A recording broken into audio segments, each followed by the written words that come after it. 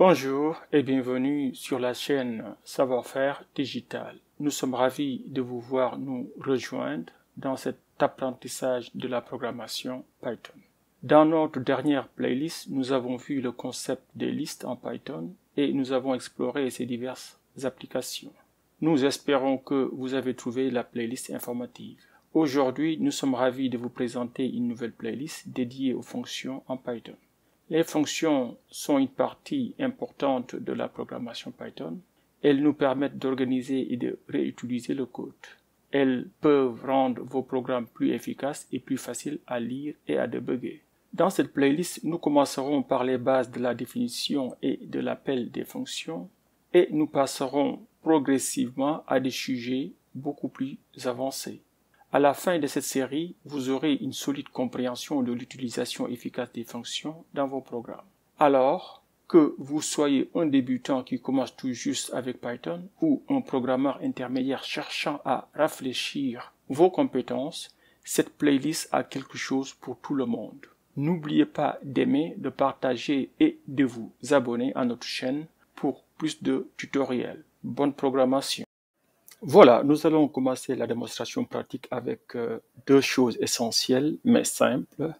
Donc, en premier lieu, nous allons vous montrer comment définir une fonction et puis nous allons aussi vous montrer comment appeler en fait une fonction qui est déjà définie. Donc, pour la première vidéo, deux choses essentielles, donc la définition et l'appel d'une fonction.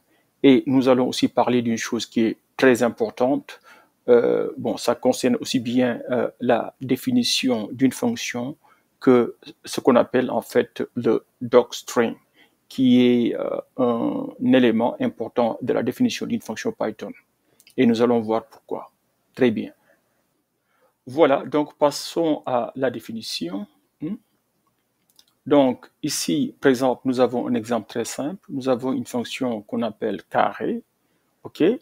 Donc voilà, là, ça c'est le nom de la fonction. Donc avant de définir la fonction, il faut commencer par le mot-clé def pour dire que je suis en train de définir une fonction.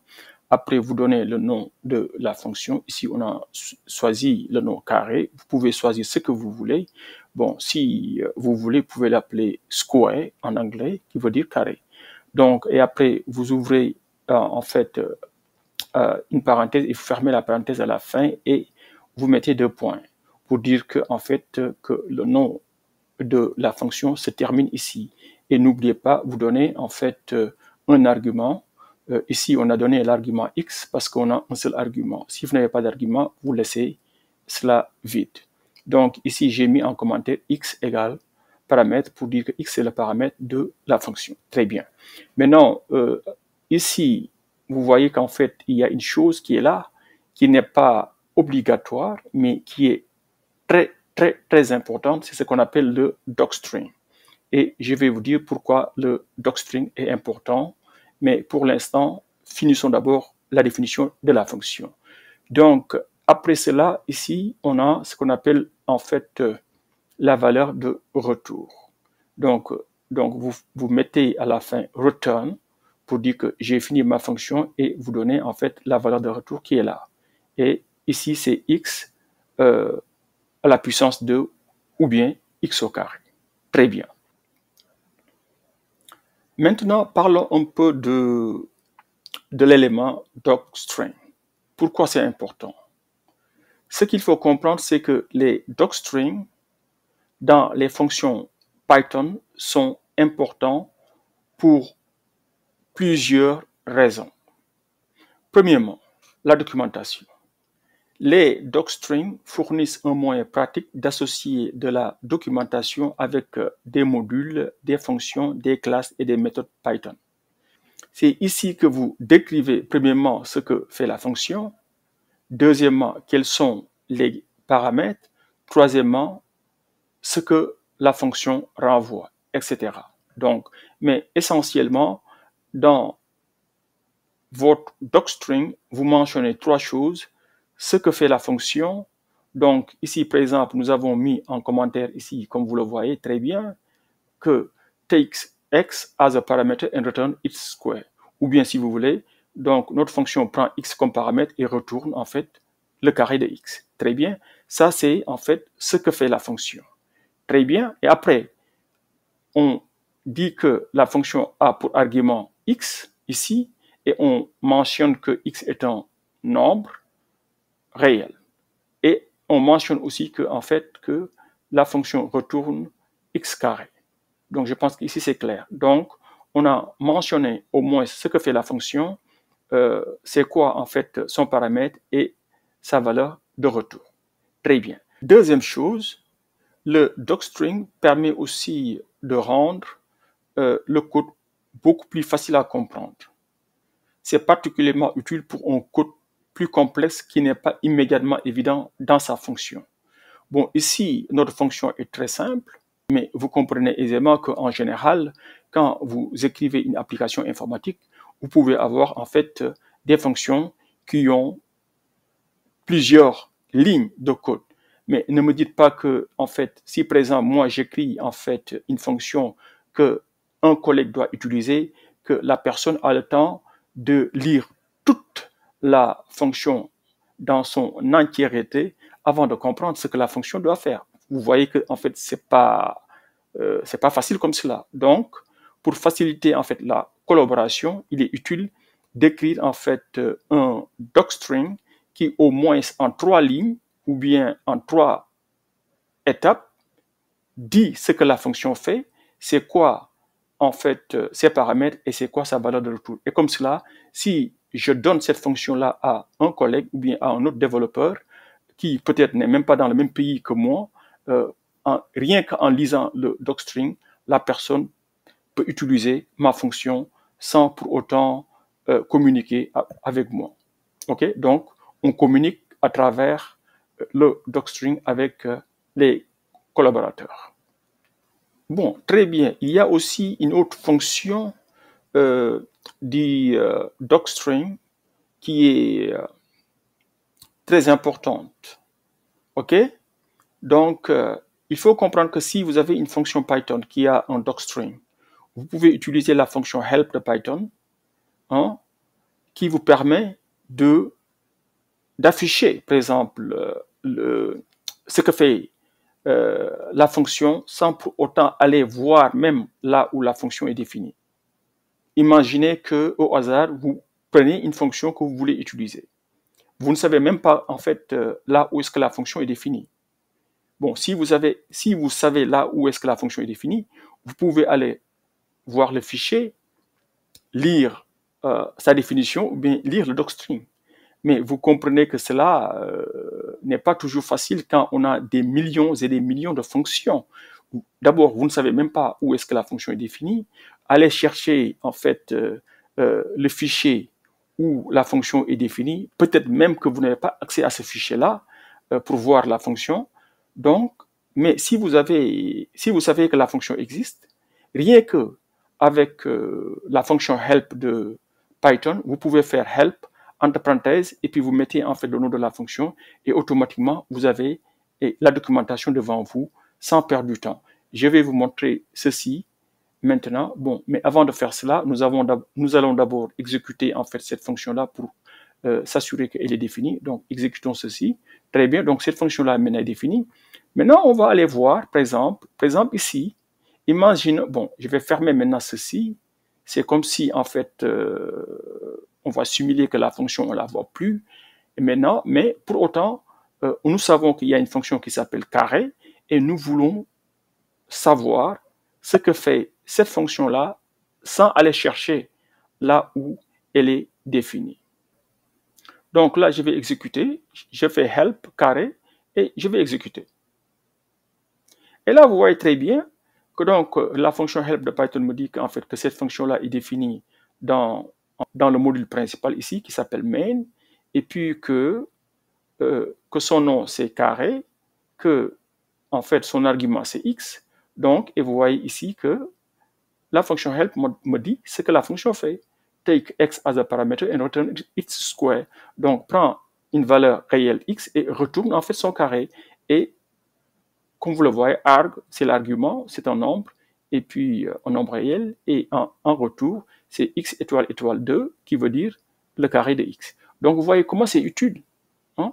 Donc, bon, maintenant, je comprends. Quand vous écrivez, en fait, en premier lieu, votre code, peut-être vous voulez aller vite et tester si ça marche ou pas. Dans ce cas de figure-là, vous n'avez pas besoin peut-être déjà de créer le docstring. Et je pense que c'est même pas intelligent en ce moment-là de créer le docstring parce que peut-être avant de mettre en fait votre code en production, il y aura beaucoup de choses qui vont changer. Mais une fois que votre code est stable et que vous savez qu'en fait que vous avez tous les détails, en ce moment-là, je pense qu'il est très important d'écrire en fait au moins le docstring final. Très bien. Voilà, maintenant nous allons finir avec comment appeler une fonction qui est déjà définie. Hein? Donc, on va commencer ici par un cas simple. Donc, ici, on va passer en fait en argument, disons, des nombres, hein, des nombres entiers par exemple. Et puis, mais nous voulons, nous voulons par exemple créer le carré de plusieurs nombres en même temps. Vous voyez? Donc, évidemment, vous pouvez faire en fait une boucle for ou bien juste utiliser ce que nous avons déjà appris, list comprehension, pour mettre en fait le carré de plusieurs nombres dans une liste. Très bien. Ici, par exemple, qu'est-ce que nous avons? Donc, d'abord, on va définir ici un range, ok? Donc, ce sera de 0 à 10. Donc, ce sera les nombres entiers de 0 à 10. Et puis, on calcule, par exemple, ici, le carré de chaque nombre. Et on prend tout, on le met dans ce qu'on appelle list comprehension. Donc, en fin de compte, on aura un résultat qui est égal à une liste. Donc, mais ce sera la liste des carrés des nombres qui seront entre 0 et 10. Donc, ce sera 0, donc le carré de 0, le carré de 1 c'est 1 et le carré de 2 c'est 4, ainsi de suite. Hein. Maintenant, jusqu'à 100, bien sûr. Donc, on va exécuter ceci pour voir le résultat. Donc, voilà, vous voyez qu'en fait, le carré de 0 c'est 0, le carré de 1 c'est bien sûr 1, le carré de 2 c'est 4, etc. jusqu'à 10 qui a pour carré 100. Donc vous voyez qu'ici en fait le résultat c'est une liste. Donc vous voyez ici que le fait d'utiliser en fait une fonction simplifie en fait notre expression. Parce que si on n'avait pas défini la fonction carré, dans ce cas de figure-là, il faudrait faire quelque chose qui est comme ceci. Bon, je vais le faire, vous allez voir ça. Donc, il faudrait, maintenant, il faudrait faire quelque chose qui est comme cela. Donc, il faudrait mettre i carré carré et puis là 2. Très bien. Donc, on peut faire comme cela, mais vous voyez qu'en fait, ce code-là est moins lisible que ce code-là, n'est-ce pas? Par exemple, ici, quand on écrit carré de i, on comprend très bien qu'on calcule le carré de i. Donc, exécutons ceci pour comparer en fait les deux résultats. Donc, vous voyez qu'en fait, le résultat est pareil. On obtient le même résultat, sauf que ici, en fait, il y a moins de charge cognitive, parce que quand on écrit carré de i, on comprend qu'on calcule le carré de i. Sinon, ici, vous serez obligé vous-même d'appeler de mettre l'expression qu'il faut. Voilà, parfait. Et maintenant, il y a une chose qu'il faut comprendre avec le langage Python. Regardez bien ici, par exemple, comment nous avions défini en fait notre fonction.